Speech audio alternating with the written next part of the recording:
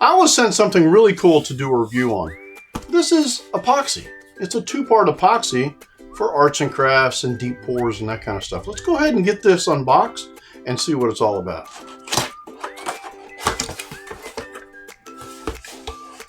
Right on the top, we got a bunch of gloves and some stirring sticks, some measuring cups, and a big bottle of epoxy. This is part A. Then we got two little bottles for part B.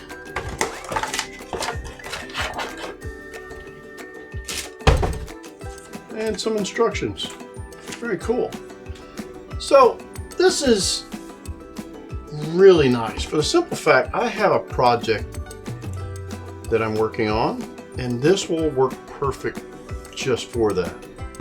Now this is really nice. This is for deep pour projects. Like, there's a lot of different ways that you could use this, from putting scenery in something and then pouring it deep, or just coating something to protect it. There's a lot of different ways to use this. Now, I've got a little project that I'm working on right now that this will work perfect on. Now this here is a max pour depth of up to 2 to 4 inches. Epoxy resin for deep pour. Let's resin. It's pretty simple and straightforward. This is 2 to 1, so that's how you mix it. So let's go ahead and jump on this project. I think the best thing to do here is go ahead and show you how it works. So we're going to go ahead and mix some of this up. I'll show you the project I'm working on, and we will see how it works. So the instructions are pretty straightforward. We're going to mix 2 A's and 1 B. We're going to mix it together until it's clear, no more swirls. We're going to let it sit for 3 minutes, and then we're going to pour it in our project. All right, so for simplicity's sake, we're going to use 3 cups because it is 2 to 1. So if I fill up 2 cups and 1 cup with the other, then we should be good to go. So we need 2 A's and 1 B. So here's the B and here's the A.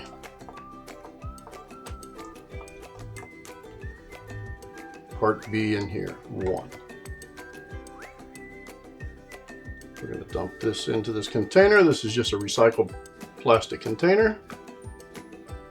And then the 2 A's.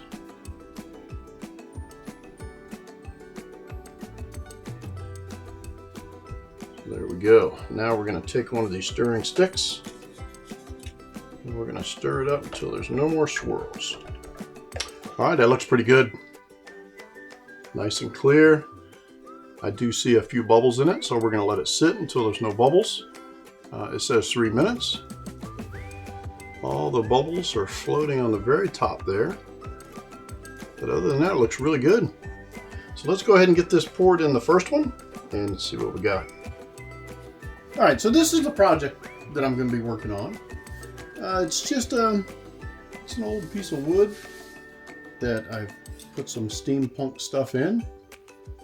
And that epoxy, that deep pour epoxy, is perfect for something like this. So we're going to go ahead and get these little spots filled up and then see where it goes, and probably put another coat on top of that, make it all nice and smooth.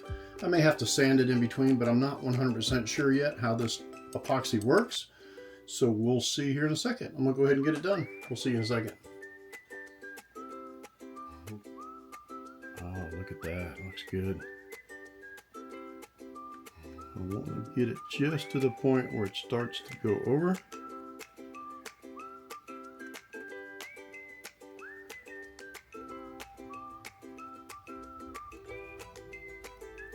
And the other.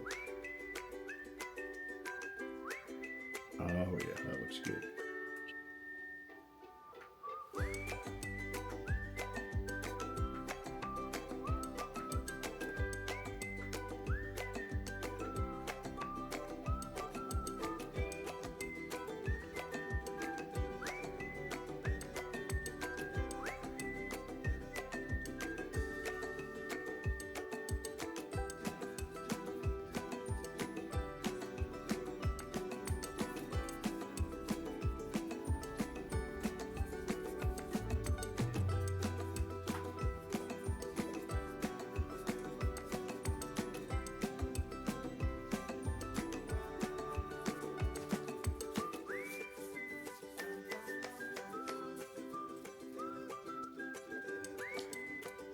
All right, so I'm on my second pour, and it looks really good.